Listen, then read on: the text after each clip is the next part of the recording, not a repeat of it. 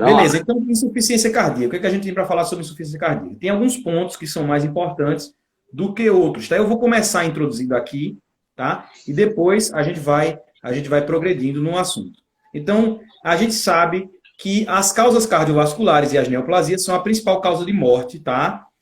Na maioria dos países desenvolvidos, certo? Então, causas cardiovasculares e neoplasias. É por isso que é muito importante a gente estudar a insuficiência cardíaca, que é uma via, certo? De consequência, é uma consequência de todas as alterações cardíacas que o paciente pode apresentar. Então, hipertensão arterial, valvopatias, estenose mitral, enfisema mitral, tudo aí vai gerar uma insuficiência cardíaca no final. Então, é muito importante que a gente entenda a fisiopatologia, entenda como o que vão perguntar para a gente da insuficiência cardíaca. Cuidado. Certo? Então, Certo. eu tenho para falar para vocês, agora inicialmente, que existem as insuficiências cardíacas de alto débito e de baixo débito. As insuficiências cardíacas de baixo débito são as mais comuns. A alteração do ventrículo esquerdo ou alteração do ventrículo direito. Isso que a gente vai estudar hoje. A gente vai estudar as insuficiências cardíacas de baixo débito. Aquelas que têm alterações na fração de ejeção, por exemplo, ou então tem uma alteração do ventrículo direito. Beleza? E as que são de alto débito, o que significa isso? Significa que o coração ele aumenta o débito para compensar essa dificuldade no aporte de nutrientes que tem. Então, por exemplo, numa anemia. Na anemia, o paciente não recebe o sangue com o oxigênio necessário. Então, o que ele faz? O coração ele aumenta o débito cardíaco para poder compensar. Outra coisa que também, na sepse. Na sepse acontece a mesma coisa, certo?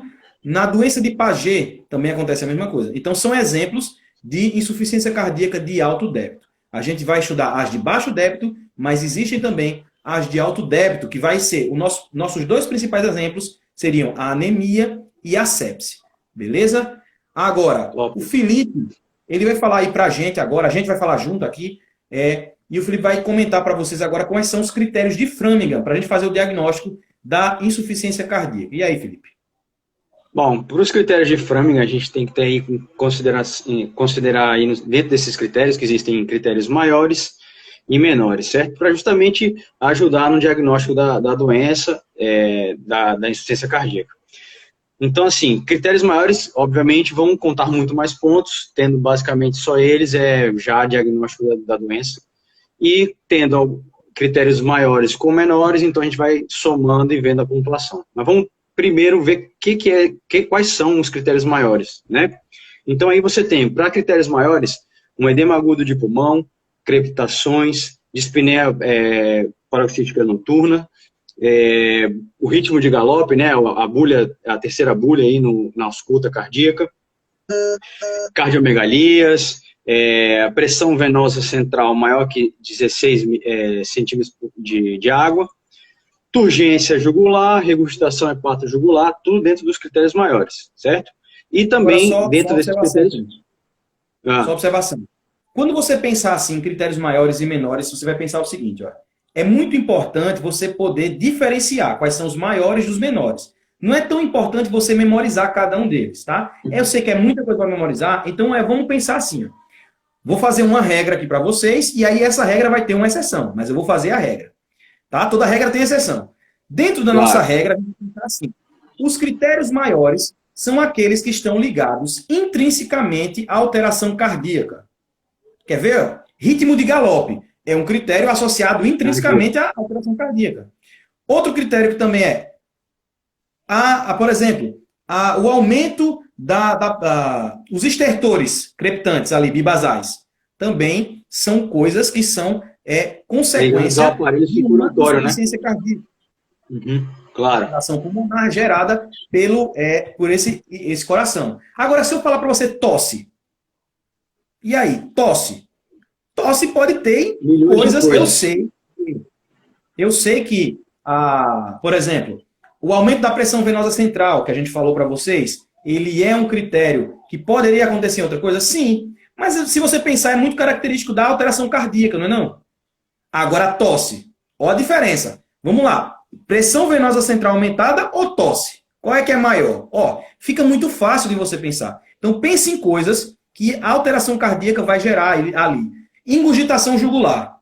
Poxa, eu só sei Eu sei de mais coisas, mas eu sei de duas coisas principais que causam a ingurgitação jugular. Uma é a alteração cardíaca, né? E a outra é o quê? O pneumotórax hipertensivo. Olha lá longe, né? Alteração pulmonar. Mas você vai ver que é uma causa aí estrutural cardíaca que está gerando uma alteração, certo? Então pense assim, agora tosse, ou então edema de membros inferiores. Edema de membros inferiores, quem é que dá? Dá causa renal, causa até, por exemplo, pode ter até em cirrose, pode dar ascite, outros edemas, né? Pode ter em outras patologias também esses edemas. É um sinal inespecífico, tá? Não é tão característico da própria alteração cardíaca. A hepatomegalia, até no síndrome mononucleosiforme você pode ter hepatomegalia, certo? Na verdade, esplenomegalia, né? Hepatosplenomegalia em alguns casos, né? Esplenomegalia mais, mas existem outras alterações, por exemplo, alterações infecciosas podem dar hepatomegalia também, né? Então, veja que existem outras alterações que são, vamos dizer assim, que podem causar esses critérios menores. Então, quando você pensar nos critérios maiores, pense em alterações que estão ligadas intrinsecamente à alteração cardíaca. Por exemplo, dispneia paroxística noturna. Olha aí, onde é que você vê dispneia paroxística noturna? É insuficiência cardíaca. Então pense assim, tá? Muito mais do que memorizar os critérios de Framingham, você deve diferenciar eles, os maiores dos menores. Entendendo, claro. Então, assim, dentro dos maiores, como a gente tinha falado, o único que faltou, digamos assim, mencionar também que está aí dentro é perda de peso, maior 4,5 kg, em 5 dias depois de uma resposta do tratamento, né? Porque o paciente vai justamente acumular muito líquido e tudo, então quando você aplica aí medicações sintomáticas para justamente diminuir essa retenção líquida, você tem a diminuição do peso. E os menores, vamos aqui só por falar mesmo, edema de membros inferiores, tosse noturna, dispneia aos esforços, hepatomegalia, derrame pleural, taquicardias. Então, como o Rafael falou, a gente tem que começar a pensar no sentido de, bom, se esse aqui é um sintoma que eu vou encontrar quase que, basicamente, exclusivamente ligado ao coração, a algum acometimento que vai gerar a insuficiência cardíaca, a insuficiência cardíaca geraria, então seria critérios maiores, né? Então, basicamente, esse raciocínio. Agora, como é que ele vai perguntar isso para você na questão? Se ele perguntar isso, ele vai perguntar assim, ele não vai perguntar quais são os critérios de Framingham, ele vai perguntar quais são os critérios maiores, ou então quais são os critérios menores. E aí vai pedir para você diferenciar entre um e outro. Porque critério de Framingham, ele não vai pedir para você assim. Ele pode dar os critérios, e aí você fazer o diagnóstico da insuficiência cardíaca, ou então ele vai perguntar quais são os maiores e quais são os menores. Porque pense, se você fosse a pessoa que fizesse a prova, será que você perguntaria o quê? Né? Imagina uma questão de revalida, que são aquelas questões gigantes. Ele começa, paciente, 50 anos, sei de que. Aí depois de 3 quilômetros de prova, aí ele escreve assim, desses critérios, quais são os critérios maiores de Framingham? Seria assim uma questão do revalida. Ele fala toda a clínica do paciente e pergunta aí quais seriam os critérios maiores de Framingham. E aí você teria que saber. É bom decorar? É ótimo. Se você puder decorar, decore. Mas o mais importante é saber quais são os maiores e quais são os menores. Diferenciar eles. Tá? Então, vamos falar agora sobre... Vamos falar agora sobre... a gente já falou dos critérios, então já sei mais ou menos o quadro clínico da insuficiência cardíaca. Se eu olhar os critérios, eu estou sabendo a clínica. Né? Então, não tem muito o que a gente falar em relação a isso. Vamos falar de dois outros decorebas que a gente tem agora na nossa live, tá? Infelizmente, na medicina a gente tem que memorizar muita coisa, né? E a gente vai falar da classificação aí funcional de insuficiência cardíaca, a classificação de NIRA, certo? Vamos falar dela, porque aí é muito importante ela. Claro. Bom, ela seria justamente classificação aí funcional, né? Então você vai ter, são 4 classes, certo? E elas vão avaliar justamente sintomas e como repercute aí no paciente, certo? Então, vamos lá. Primeiro, essas classes funcionais, então, de 1 a 4, classe funcional 1 é a ausência de sintomas, certo? Então, o paciente tem lá, pode ter um aumento cardíaco e tudo, mas não tem sintoma nenhum, certo? Não fez fazendo esforço, atividade física não gera cansaço, nada disso, certo? Somente Agora, a aos grandes classe 2, esforços, né? sim, principalmente. A classe 2, aí você já tem sintomas, certo? Já com atividades habituais. Você vai ter uma limitação um pouco leve, no caso leve. Então, quer dizer, o cara vai fazer algum esforço, aquela coisa vai caminhar, e tem aí, levemente, apresenta alguns sintomas, certo? Agora, 3, que aí já vamos ficar já preocupado com esse paciente, é justamente sintomas, vai ter em atividades menos intensas. Por exemplo, está dentro de casa. Vai do quarto para a cozinha, ou do quarto para o banheiro, o paciente, essa pessoa já se cansa, tem dispneia, então apresenta os sintomas da insuficiência cardíaca, né? Então tem uma limitação já bem importante, então a gente já tem que ficar bem alerta. E a 4, já nada, quase nada. Se levantar o braço, você já fica cansado, ou então já em repouso você já está apresentando sintomas de insuficiência cardíaca, né? Então aí essa é uma classificação mais usada, né? Repassando o que o Felipe falou, classe 1, assintomático, se tiver dispneia, vai ser aos grandes esforços, vai levantar um peso muito grande. Classe 2 vai ser aos médios esforços, então esse paciente, ele, por exemplo, vai subir uma escada muito alta, aí ele cansa, vai fazer algum esforço que naturalmente ele não teria dispneia, então ele tem aí atividades de vida habituais. Agora, se ele estiver andando no mesmo plano, então ele está caminhando, poucos metros, ele já começa a cansar, então ele é classe funcional 3. Aos pequenos esforços, ele já apresenta alterações. E se for classe funcional 4, vai ser, então, aí, aos mínimos esforços. Vai abotoar a camisa, ou então até em repouso, ele apresenta. Qual a diferença? Como o Leandro Limas aí, desculpa aí, Rafael, o Leandro Limas estava falando estava falando de sintomas, mas eu me referia justamente à dispneia, exatamente. Exatamente. É o que estava comentando aí. Qual é a diferença, então, da dispneia por alteração cardíaca e alteração pulmonar? Qual é a diferença? Escrevam aí a diferença entre a dispneia da alteração cardíaca. Como é que eu vou identificar a dispneia por alteração cardíaca e a dispneia por alteração pulmonar? Como é que eu faço essa diferenciação entre cardíaco e pulmonar? E aí, como é que seria? E aí, como é que eu diferenciaria a cardíaca da pulmonar? Enquanto vocês estão respondendo, eu já vou respondendo também, porque não vai perder tempo. A dispneia por questão pulmonar, ela já vai começar em repouso. Você já em repouso já tem alteração, a dispneia. Agora a cardíaca não, ela vai progredindo nas classes. Primeiro aos esforços e depois, aí quando já está muito alterado, que ele vai apresentar a dispneia em repouso, tá certo? Então, só depois de muito tempo que apresenta em repouso. Beleza? É assim que a gente consegue diferenciar uma dispneia que é cardíaca de uma que é pulmonar. Então, como é que é a conduta diagnóstica aí na investigação da insuficiência cardíaca? Você tem a suspeita clínica de insuficiência cardíaca pelos critérios de Framingham, certo? Ou então a clínica, você sabe mais ou menos a clínica, sem memorizar os critérios, você sabe que ele vai ter dispneia paroxística noturna, e beleza. E aí, você consegue diagnosticar esse paciente.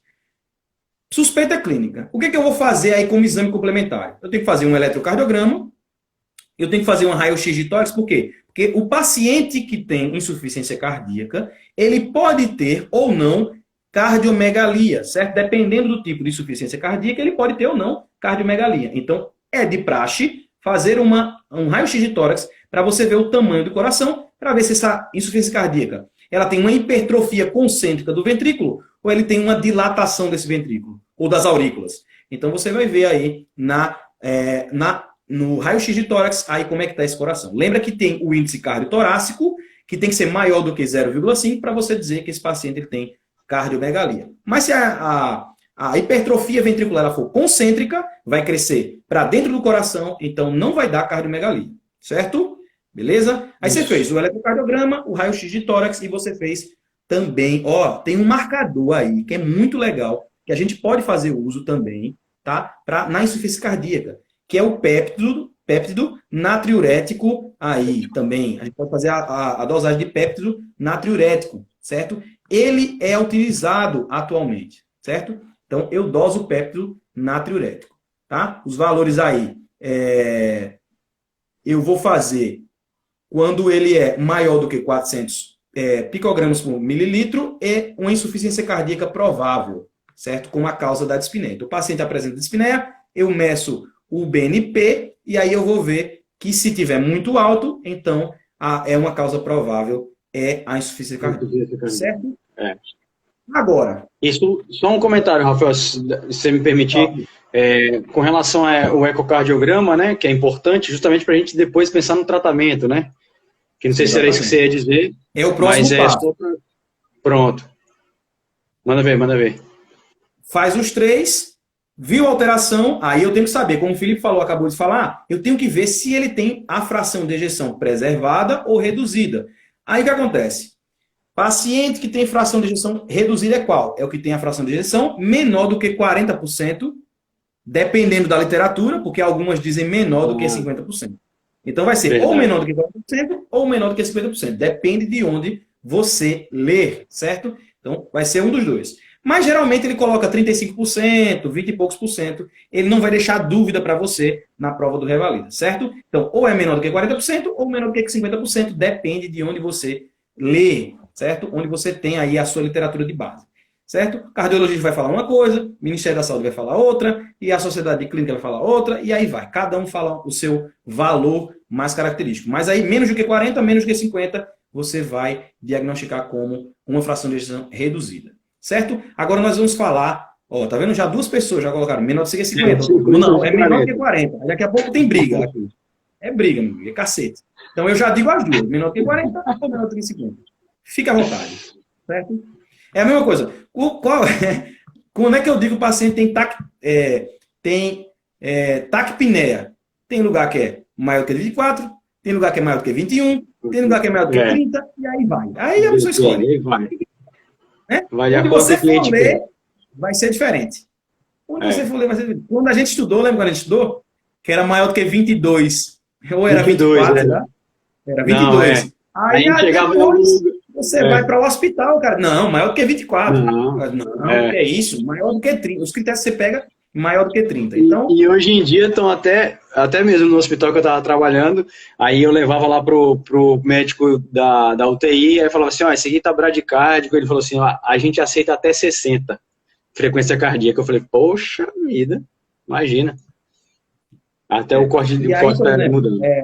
Você vê, cardiologista ele vai pensar totalmente diferente da gente, né?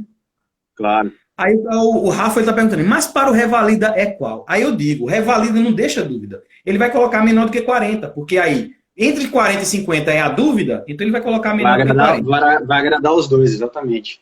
Vai colocar menor do que 40, porque menor do que 40 é menor do que 50 também. Então, tá de boa. Ele vai colocar isso que eu falei, 35, 30, aí você não vai ter dúvida, certo? Aí ele vai colocar. Então, vamos estipular aí. Menor do que 40 é a nossa alteração. Geralmente vai aparecer menor do que 40. Tá? Então, beleza. Agora, falta a gente falar de outro decoreba aqui, os estágios. A gente falou da classificação funcional, agora a gente vai falar dos estágios. E o Felipe, você quer falar dos estágios ou você quer falar do tratamento, Felipe? Eu falo no tratamento aqui um pouquinho. Fala. Ele tá bem aqui na frente. Não, pode. Você quer falar dos estágios? Fala aí. Fala dos estágios, ó. A gente tem 4 estágios, certo? Ah, perguntou. E da frequência respiratória? Aí, pra mim é 24. Pra mim é 24, tá? Agora, é como eu falei, ele não vai deixar dúvida, né? Ele vai colocar, mas também depende da idade do paciente. A gente lembra que pacientes mais jovens, eles têm uma frequência respiratória maior, né? Pacientes crianças. Agora, nos adultos, maior do que 24, já é uma frequência cardíaca aumentada. Não é isso? Mas aí, se você for, por exemplo, usar o critério de SOFA, Quick SOFA lá, ou então o critério de CUB 65, aí ele utiliza 30, né? 30. Ele utiliza 30. Tá certo? Então, depende do critério que você utiliza. Beleza? Vai ter uns que vai ser... por exemplo, ó, pressão arterial de O2 dividido pela fração inspirada de O2. Lembra desse dado aí para a gente saber se tem insuficiência respiratória? Aí o cara usa o quê? Menor do que 300. Mas o SOFA, que é o que usa menor do que 300. Mas o CUB, não, qual é o que usa menor do que 300? Não, o CUB utiliza menor do que 250. E o SOFA menor do que 300. Então veja aí, cada critério utiliza o seu valor. Então, para a gente, médico, você tem que adotar o critério específico para aquela alteração. Então, menor do que 300, menor do que 250, aí Depende do critério que você está utilizando, entendeu? Mas aí você vai vendo aí como é que é a vida, né? A vida da gente é difícil. Não é fácil, não. Tá? Faço não. Falam para você, e eu tenho certeza, quando você for na faculdade, o cara falou uma coisa e o outro médico falou outra. Como aconteceu com a gente. A gente estudou lá na Universidade de Buenos Aires e foi assim. Em semiologia era um valor, em clínica era outro valor, e já ia para pneumologia era outro valor. Então, é critério. Qual é o critério que a pessoa segue? Esse critério é o que vai ser aquele valor, beleza? Então você tem que escolher um critério. Escolha aí, fique à vontade, tá? Fala dos estágios de insuficiência cardíaca. Então a gente vai ter 4 estágios. Estágio A, B, C e estágio D, certo? 4 estágios. O estágio A, ele vai ser aquele, estágio A, onde o paciente, ele nem tem alteração estrutural e ele não tem sintomas também, certo? Nem tem alteração estrutural e nem tem sintomas, certo? Então, mas ele tem o quê? Ele apresenta o quê? Fatores de risco, certo?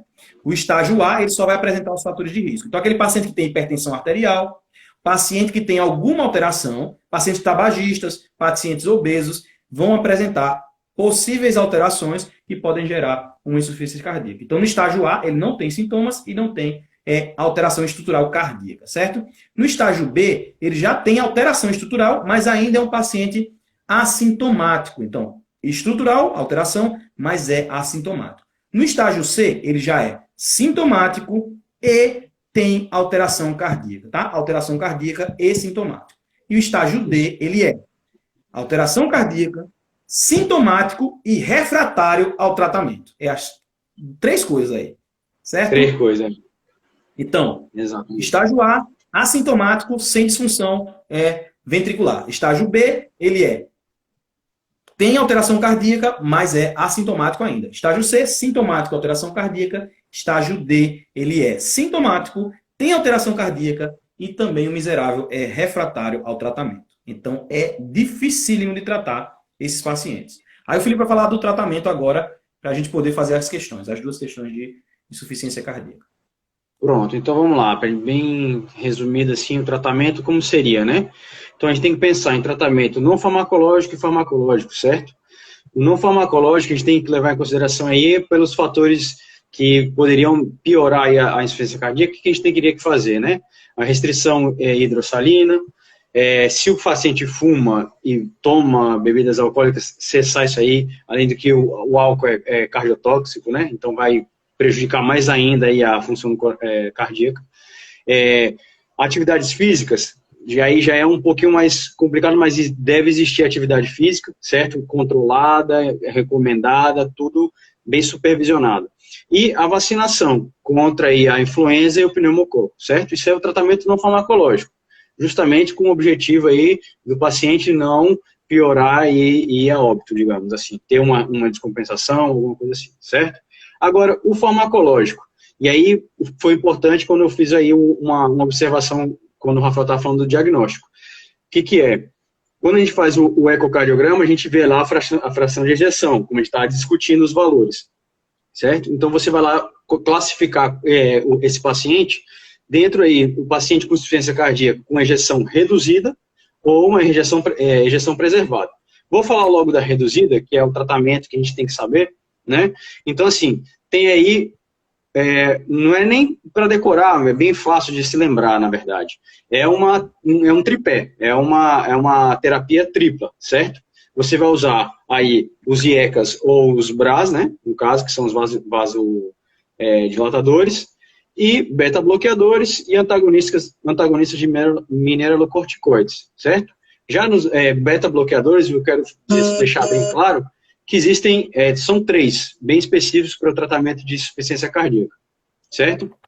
Eles são o carvedilol, o succinato de metoprolol e o bisoprolol. Exclusivamente esses 3. Então tem que se trabalhar com esses, certo? Agora, os antagonistas mineralocorticoides é o espironolactona, que vai ser utilizado.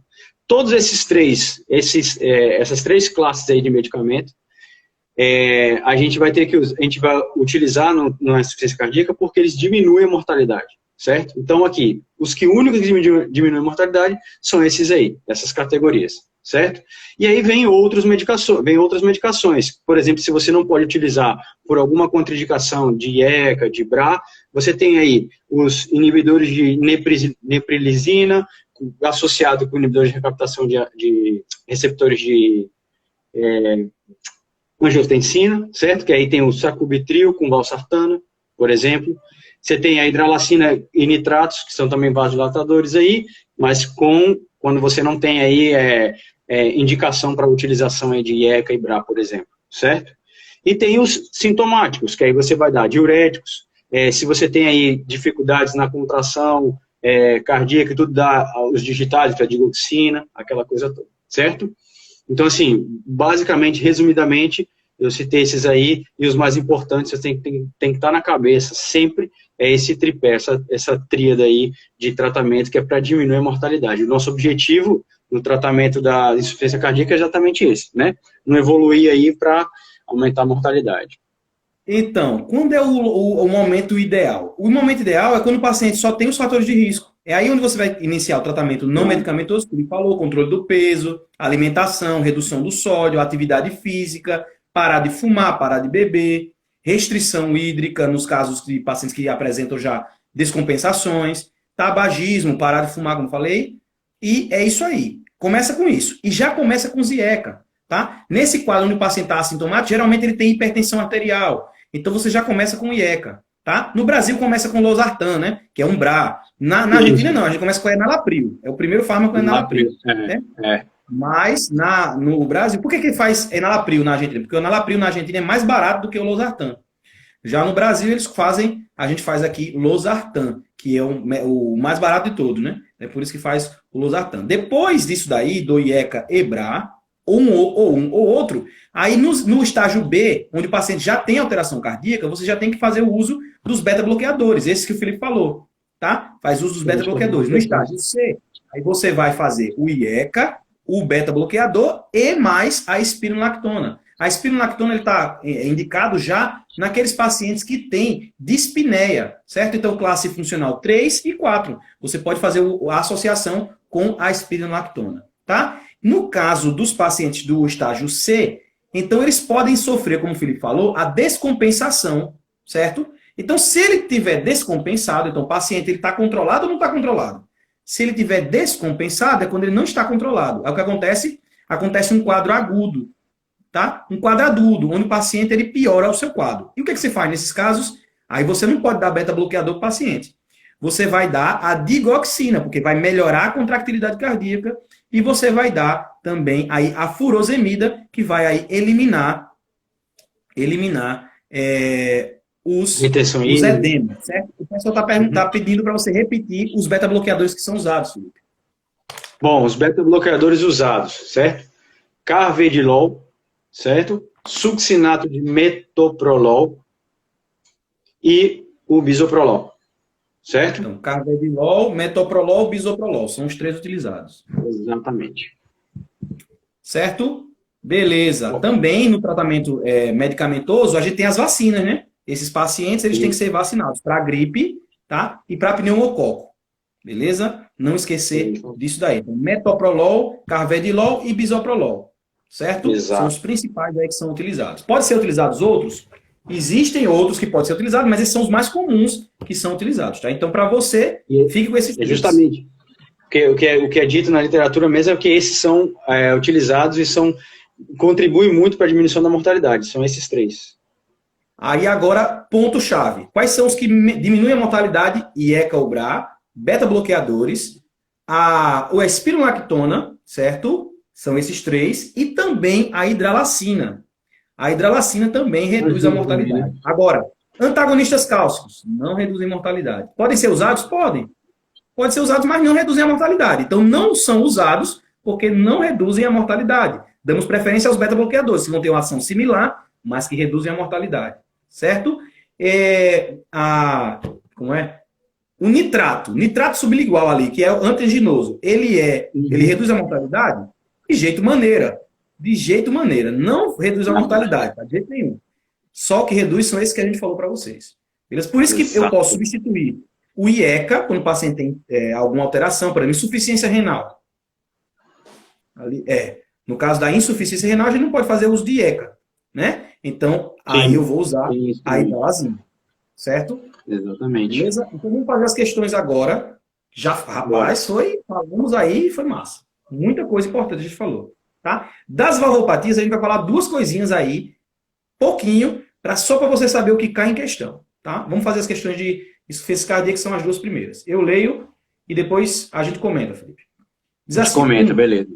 Quais são as drogas abaixo comprovadamente reduzem a mortalidade na insuficiência cardíaca sistólica, tá? Quais são? Letra A, inibidores da enzima convertedora de angiotensina, os IECA, e beta-bloqueadores. Letra B, diuréticos e digoxina. Letra C, hidralacina e sildenafila. Letra D, beta-bloqueadores de canais de cálcio e dobutamina. E letra E, amiodarona, inibidores da enzima convertedora de angiotensina. E aí, qual é o correto? Letra A, letra B, letra C, letra D ou letra E? Qual é que você acha que é o correto? Deixa o pessoal... Então, pessoal, vai dizendo os errados aí. Vai dizendo os errados. Errados. Vamos começar aí por debaixo, né? Letra E, amiodarona, aí antiarrítmico e tudo, com inibidor da enzima convertidora de angiotensina.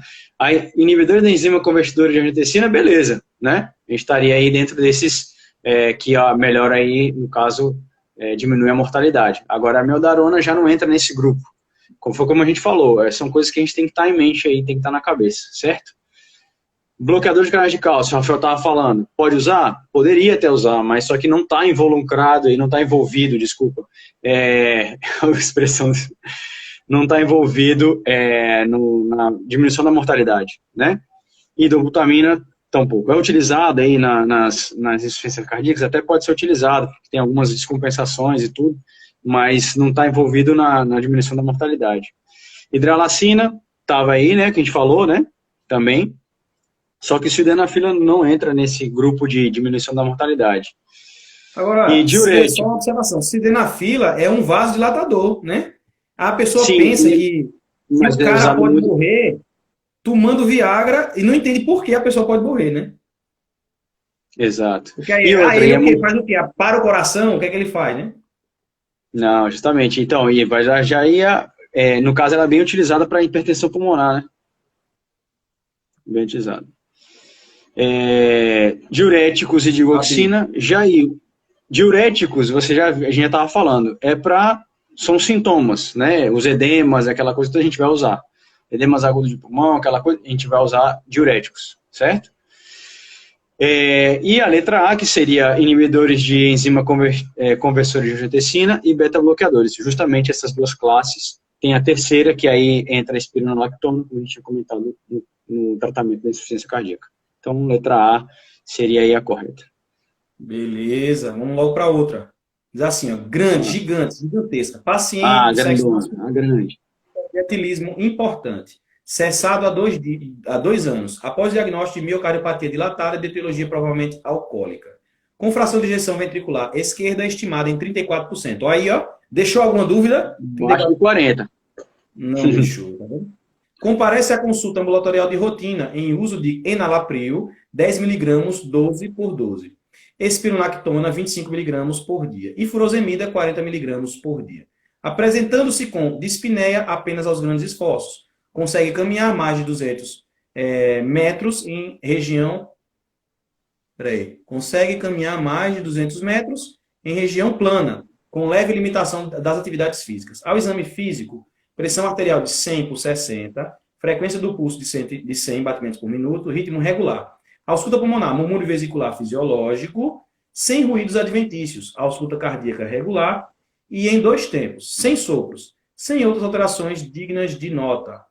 Na consulta, inicia-se terapia beta-bloqueadora com carvedilol 3,125 mg cada 12 horas. E após uma semana, o paciente refere piora da dispneia agravada ao deitar-se. Relata que precisa dormir com a cabeceira mais elevada.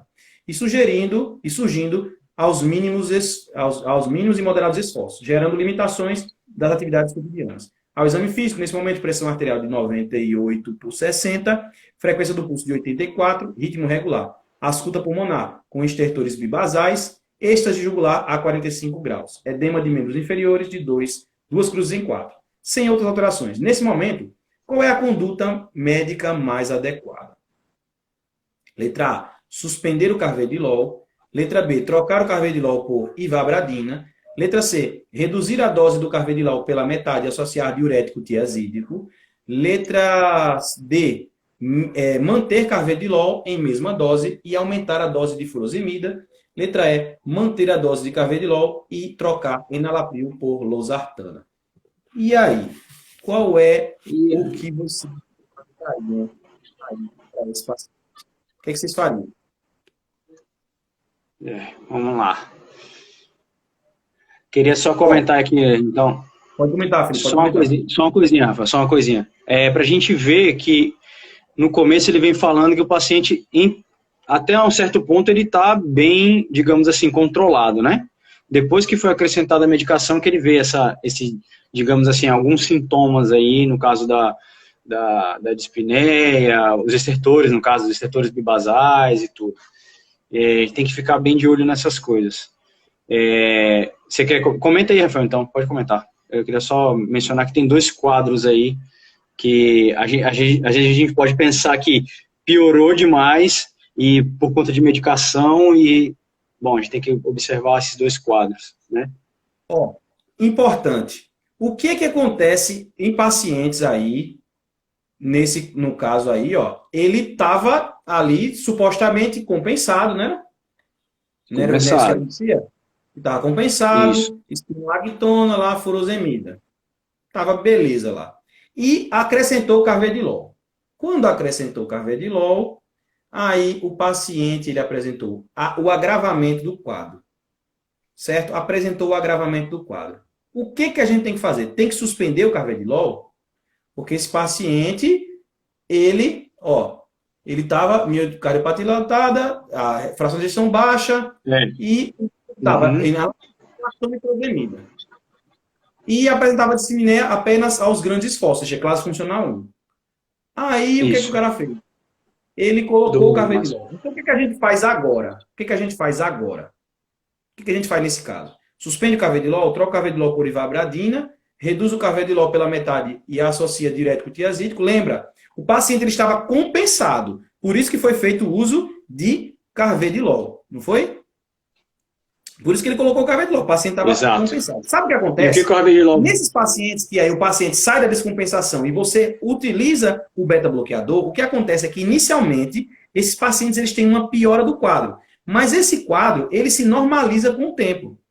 Certo? Então, tem que tomar cuidado aí para não tirar a medicação sem a necessidade. Então, a gente vai aqui manter o carvedilol na mesma dose e aumentar a dose de furosemida. É isso que a gente vai fazer.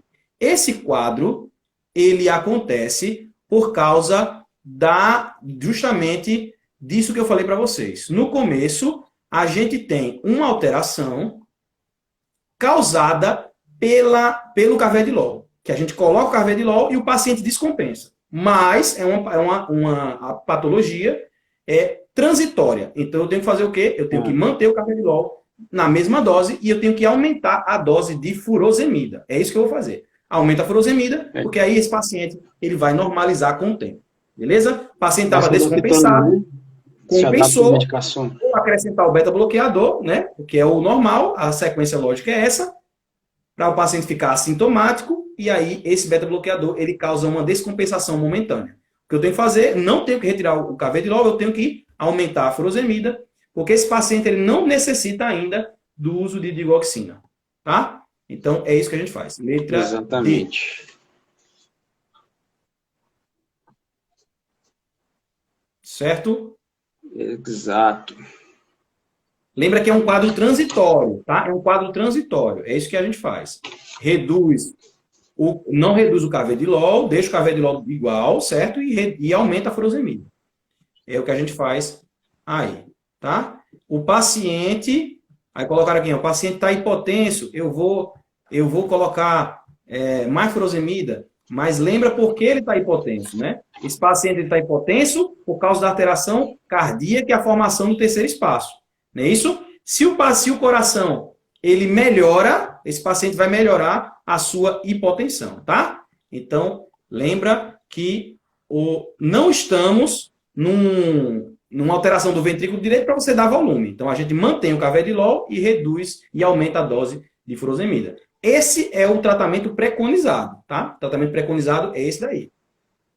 É estranho, mas é o tratamento preconizado. É estranho, mas é o tratamento, né? E pensar, né, que o carvedilol você não pode retirar aí, justamente que ele vai contribuir para diminuir a mortalidade. Porque né? lembra, esses pacientes... E você tem que esperar aí o tempo de adaptação aí do paciente e utilizar de drogas para diminuição sintomática. Esse paciente que tem alteração cardíaca, ele tem dificuldade na ejeção, não é isso? Não tem alteração do ventrículo esquerdo? Então ele tem uma dificuldade na ejeção. Quando você reduz a velocidade de contração com os beta-bloqueadores, ele melhora a contração. Então ele ejeta mais sangue, não é isso? Pensa aí junto comigo. Se você retirar o carvedilol, o que ele vai fazer? Vai piorar a ejeção, né?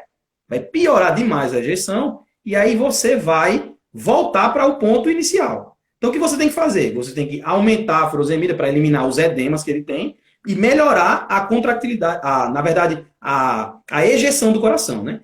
Aí você diz, então por que não usa digoxina? Porque a digoxina, ela não melhora na mortalidade do paciente. Se viu que o carvedilol, ele melhora a mortalidade. A gente só usa digoxina, era utilizado antigamente digoxina, né? Paciente descompensado utilizava digoxina, mas aí não é mais utilizado. A digoxina não é mais utilizada, beleza?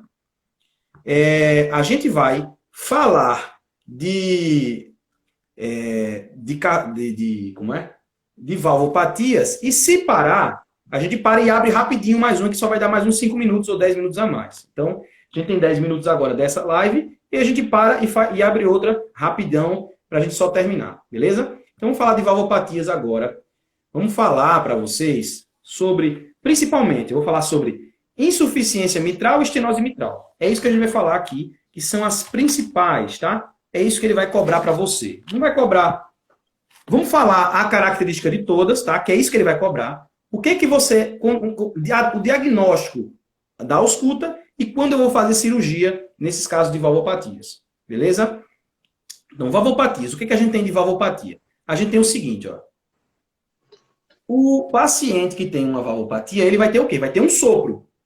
Não é isso? Primeiro acontece a insuficiência. Porque o que acontece? Quando o paciente está ali e ele tem uma lesão da válvula, geralmente é das cordas tendinhas ali dos músculos papilares. Então, apresenta uma lesão e aí rompe uma corda tendinha e a válvula fica frouxa. Então, ela fica insuficiente. Com o decorrer do tempo, ela vai calcificando e estenosa. Então, primeiro acontece a insuficiência e depois acontece a estenose. Agora, se os pacientes têm alteração congênita, aí sim.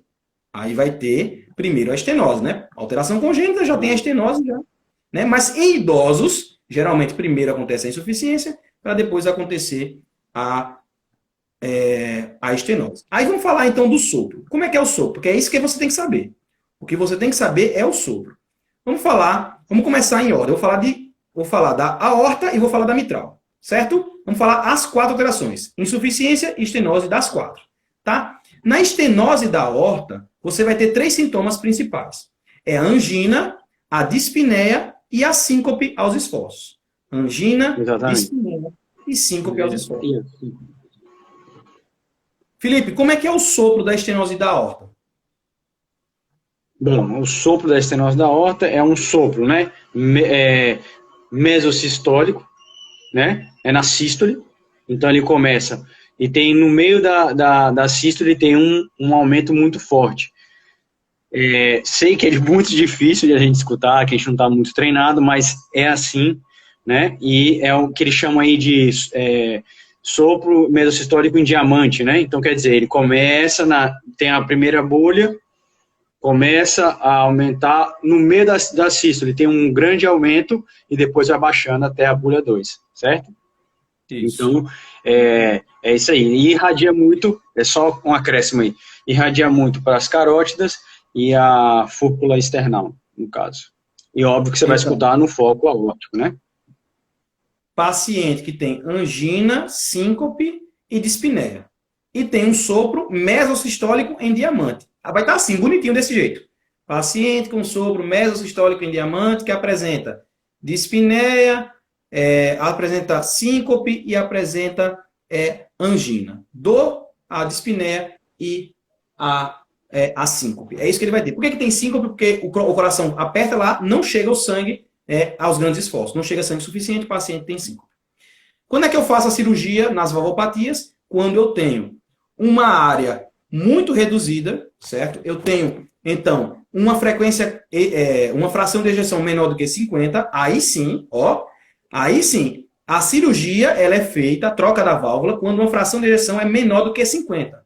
Quando o paciente ele é sintomático, ele apresenta hipotensão, por exemplo, ou as síncopes elas são frequentes, prejudicando na qualidade de vida do paciente. Então aí eu tenho que fazer a troca de válvula, certo? Ou então quando ele tem o risco aí de progressão dessa valvopatia. Se ele apresentar algum risco de progressão, então a gente faz a cirurgia. Nesses 3 casos, você vai botar na sua cabeça que é baixa fração de ejeção ou paciente muito sintomático. É aí onde você vai fazer a cirurgia. Tem variação de uma válvula para outra? Tem.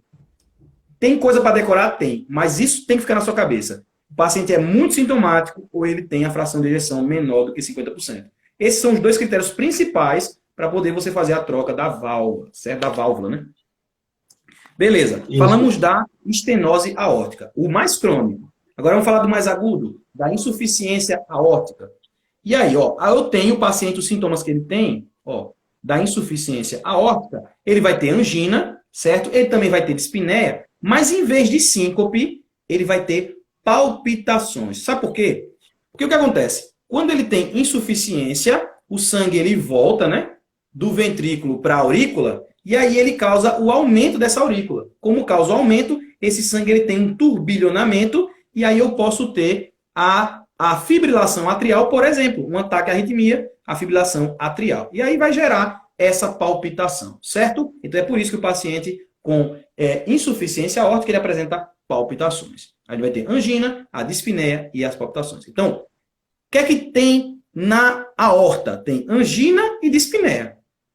Pode ter síncope e pode ter palpitações, certo? Uhum. Na aorta tem angina e dispneia. Pode ter síncope e pode ter palpitações. Se eu fosse você, eu escrevia assim, aorta, aí colocava angina mais dispneia, aí colocava uma setinha para cima. Colocava síncope, aí colocava estenose aórtica. E embaixo colocava outra setinha, colocava palpitações, aí colocava insuficiência aórtica. E do lado eu colocaria o sopro. Pronto. Era isso que eu ia fazer. Se fosse você, eu faria isso. Tá? Porque aí já é fiche. Você não vai esquecer mais nunca, porque vai ficar aí na sua cara já. Tá certo? Agora vamos falar, então, a gente já sabe o tratamento vai ser a troca, né?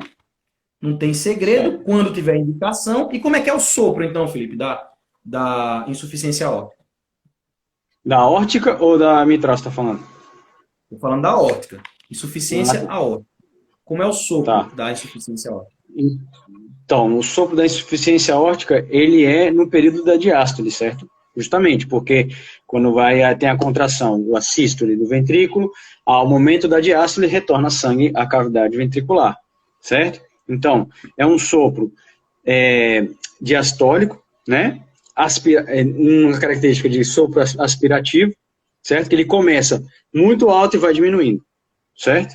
Então, depois da segunda bulha, ele é bem alto e vai diminuindo, tá? Então, aí você vai ouvir, principalmente no foco aórtico acessório, que é o melhor local para se ouvir, digamos, e pode irradiar para o foco da tricúspide e o foco da mitral também. Aí você vai ouvir mais ou menos nessas regiões. Aí, o sopro, ele aumenta quando o paciente está inclinando o corpo para frente. Você escuta mais forte esse sopro. E ele diminui com a manobra de valsalva. Se você usar valsalva ou vasodilatadores, diminui o sopro. Então, são 2 características aí legais dessa insuficiência aórtica, beleza? Então, sopro protodiastólico, certo? No início da diástole, ele é agudo, e aí ele vai aumentar quando o paciente inclina para frente e diminuir com manobra de valsalva e vasodilatadores, certo? Só um adendo aí. Fala, Felipe. Vou falar. Pode falar. Só falando aí, quando a gente está falando do sopro, de tudo, E também no pulso, que tem uma coisa bem característica, né, da insuficiência aórtica, que é aquele pulso em martelo de água, né, que também parece em questões, aquela coisa toda. Então, você vê, é um pulso bem forte e depois ele é bem, digamos, débil, bem fraco depois, né? Então, tem aquele pulso bem forte. Então, a gente falou da estenose aórtica e falamos da insuficiência. Quem é que vai primeiro é a insuficiência. Como é que é a insuficiência? Você tem, na aorta você sempre tem angina e dispneia. Se for insuficiência, você vai ter palpitações. Por quê? Porque a aurícula ela fica maior, certo? A aurícula fica maior e você tem as palpitações. Aí, você tem as palpitações, beleza. Como é que é o sopro? É protodiastólico, que é um timbre agudo, certo? Melhor no foco aórtico acessório, como o Felipe falou, e que aumenta quando você inclina o corpo para frente e que diminui com a manobra de Valsalva, certo? Agora, como é que é a estenose? É a mesma coisa. Ela é angina e dispneia e causa o quê? Causa a palavra fugiu. Angina, dispneia e síncope. A palavra fugiu da minha cabeça. Síncope. Porque não chega o sangue. Como é que é o sopro? O sopro é sistólico, certo? Romboide, né? Aquele sopro em diamante, tá? Mesosistólico em diamante. É isso que a gente vai fazer, certo? O paciente pode ter quarta bulha, no caso aí, e aí é isso aí, galera. Tá? O sopro vai ser audível no foco aórtico, beleza? Pronto. Vamos falar agora da mitral, certo? Mitral, estenose mitral, insuficiência mitral. Importantíssimo agora. Ponto importante.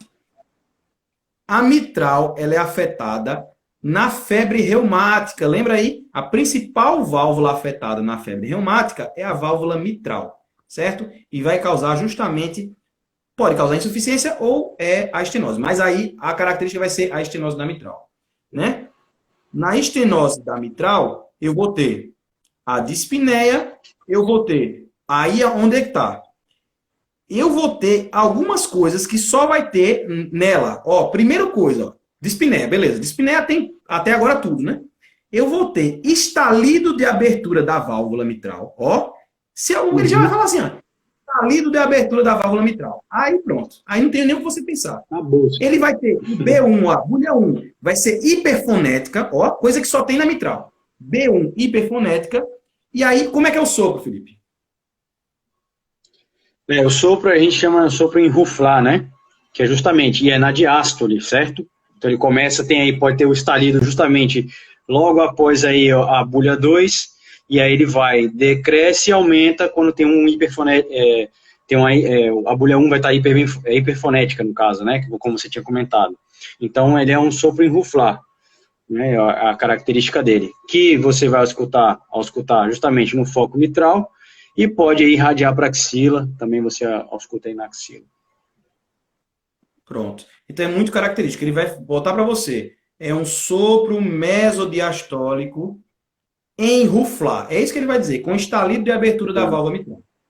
Então não tem como você. Outra coisa, está associado à febre reumática e é a principal valvulopatia que ele vai colocar em questão. Tá? É muito fácil, se cair uma alteração, cair a estenose mitral. É muito fácil de cair ela, certo? E aí você vai ter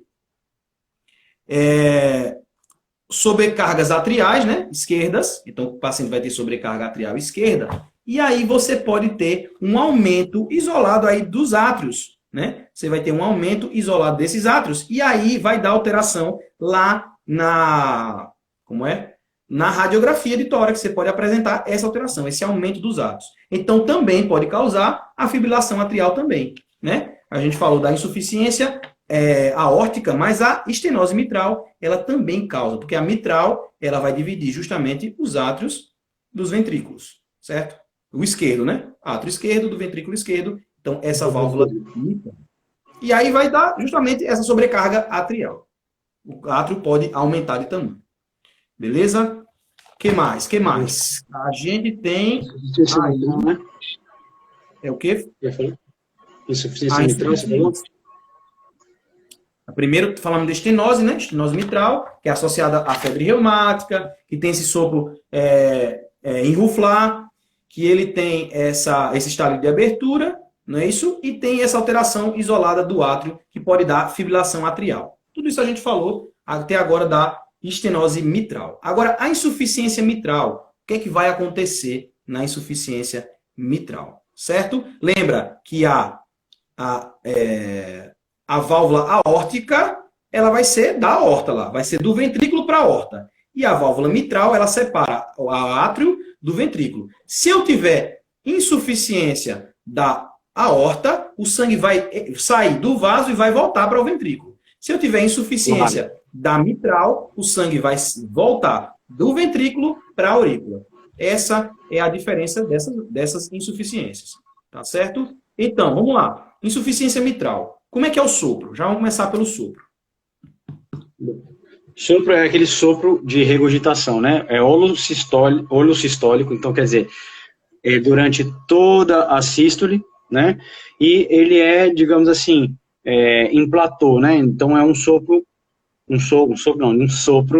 que é tal desse espanhol me mata, cara. Então é um sopro holossistólico, né? De regurgitação, justamente porque quando a gente fala em insuficiência mitral, a gente está falando que na diástole, quando tem a contração do ventrículo, algo vai retornar à aurícula, certo? Então, acontece aí esse sopro justamente na sístole. E você vai escutar justamente aí no foco mitral, né? E pode irradiar também aí para axila, né? E a região infraescapular, certo? Do lado aí esquerdo. Então, basicamente, esse seria o sopro aí na ausculta. Beleza. Então, a gente falou dos 4 sopros, e aí o que é que ele vai ter? Ele vai ter dispneia e dispneia paroxística noturna, certo? É isso que ele vai ter. Vai ter ortopneia e vai ter palpitações também, tá? É isso que vai ter esse paciente. Menos comum de aparecer para você vai ser a insuficiência mitral, tá? E menos comum ainda das outras válvulas do coração direito. Se aparecer, vai aparecer mitral aorta, principalmente estenose mitral, e logo depois pode aparecer estenose aórtica e também insuficiência aórtica. Agora, a estenose mitral é mais difícil de aparecer para você, tá? Então, é mais difícil. Falando sobre as próteses, a gente tem 2 tipos de próteses. Tem próteses biológicas e próteses metálicas, certo? Qual é a melhor para utilizar em cada paciente? Então, as próteses biológicas, elas têm um desempenho hemodinâmico melhor, né? Porque são mais parecidas com a nossa válvula natural, certo? Elas têm a baixa a trombogenicidade, então vão formar menos trombo, né? Então são muito boas. Agora, o problema é que elas necessitam aí ser trocadas muito, né? Elas gastam muito rápido. E outra coisa então, para quem a gente vai usar válvula biológica? Para o cara que não precisa trocar com facilidade a válvula. Por exemplo, se for um paciente jovem, imagina um paciente jovem aí, ele vai trocar várias vezes. Então, eu não posso pensar, em primeiro lugar, colocar uma válvula biológica. Eu tenho que pensar mais em idosos, que não vão trocar, que já está próximo ao óbito, né? O idoso, infelizmente, está mais perto da morte. Então, ele vai colocar uma biológica, porque aí ele vai ser melhor para ele, vai ter menos chance de trombose, ele não vai precisar estar heparinizado constantemente, né? Isso vamos colocar para o idoso, a biológica para o idoso. Já a metálica, ela vai ter um excelente desempenho hemodinâmico também, mas aí ela tem uma elevada trombogenicidade. Então, o paciente, ele necessita de anticoagulação, certo? A gente vai ter anticoagulação nesses pacientes. Então, a gente vai colocar nos pacientes jovens, que tem menor risco, tá? Então, a gente usa nos pacientes jovens essas válvulas. Beleza? Então, vamos fazer as questões agora. Vamos ver o que é que cobra. Tu lê aí, Felipe? Vamos lá. Questão valvulopatias, né? A número 1, não é isso? E tu tá com o número todo doido, né? Se eu colocar todo doido, né? A que começa assim, um sopro cardíaco sistólico. Pronto. Então vamos lá. Então, um sopro cardíaco sistólico de timbre rude, mais audível no segundo espaço intercostal junto ao externo à direita, e que se irradia para a fúrcula external, é típico B. Aí vem, que a gente tem que pensar para responder essa pergunta. Justamente, com as informações que ele nos deu. Sopro cardíaco sistólico. Só existem 2 sopros cardíacos sistólicos, certo? Na sístole, durante a sístole, você tem estenose aórtica e você tem aí a insuficiência mitral, né? Então, daí você já vai eliminando as alternativas, certo? Então, vamos ver as alternativas aqui. Bom, letra A, estenose mitral, já não é, seria um sopro diastólico, certo? Insuficiência mitral, poderia pensando aí em sistólico, certo? Insuficiência tricúspide, não. Estenose aórtica, sim, é sistólico, né? Insuficiência aórtica, já não entraria nesses critérios. Beleza. Agora, quando ele fala no segundo espaço intercostal, junto ao externo do lado direito, que foco auscultatório é esse? É justamente na aorta, né? já adiantando a resposta. E justamente vai se irradiar para as carótidas e para a fúrcula, no caso, se eu pensar em estenose aórtica, né? No caso, se for, como é nesse sentido aí, como é que fala? Na ausculta, né? Do sopro, né? Então, a resposta aí seria a letra D, estenose aórtica, que é justamente o sopro sistólico, que vai auscultar melhor, né, aí no espaço intercostal, segundo espaço no externo do lado direito, e vai radiar para a fúrcula, justamente aqui em cima, aqui no externo, certo? Beleza, tá fera. Vou ler aqui para tu comentar. 4. A Okay. arritmia mais frequentemente encontrada em pacientes com estenose mitral é, letra A, flutter atrial, letra B, dissociação atrioventricular, letra C, fibrilação atrial, letra D, a taquicardia atrial paroxística ou letra F, fibrilação ventricular? Bom, aí a gente tem que estar lembrando da fisiopatologia da doença, no caso, que vai gerar, né? O que ela vai fazer? No caso de uma estenose justamente é a diminuição aí da passagem do diâmetro, né, da válvula. Então, na mitral, ela é a passagem do átrio para o ventrículo esquerdo. O que acontece? Se você tem diminuição, você vai ter um maior acúmulo aí, vai ter como é que se diz? Um aumento de volume na aurícula, né? Logo você vai ter uma maior distensão aí da aurícula. Essa distensão da aurícula vai contribuir para produzir algumas arritmias, no caso, que é a fibrilação atrial, né? Que é a principal, que a gente tem que pensar sempre. Pensou em estenose mitral, tem que sempre lembrar dessa arritmia, que no caso é a fibrilação atrial. Então, eu fui direto aqui, porque realmente, galera, tem que pensar assim, velho. Não tem jeito. Né? Fibrilação atrial. Está muito associada aí à geração de trombos e tudo, né? Então, a gente fez as questões, já resolvemos tudo, passamos aí mais de 1 hora e eu espero que vocês tenham gostado, tá? Muito obrigado por vocês terem participado. E, Felipe, você pode se despedir aí da galera, você primeiro aí. Bom, galera, valeu aí justamente, doutor Silva, a letra C. Agora que eu estou vendo os comentários aqui. Então, galera, obrigado aí mais uma vez. Espero ter contribuído de alguma forma aí para estimular aí no estudo de vocês, assim como tem contribuído para o meu. E vamos aí continuar fazendo nossas lives, dividindo, compartilhando aí nossas dúvidas e conhecimentos. Beleza? Obrigado mais uma vez aí, Rafael, pelo convite e boa noite para todo mundo aí. Então, boa noite para vocês. Obrigado, Felipe, por ter participado aqui com a gente. Vai estar participando toda semana, o Felipe, aqui com a gente. A figurinha marcada aqui, nossa live. Então, até semana que vem. Até amanhã, na nossa live de meio-dia, tá? Espero vocês amanhã.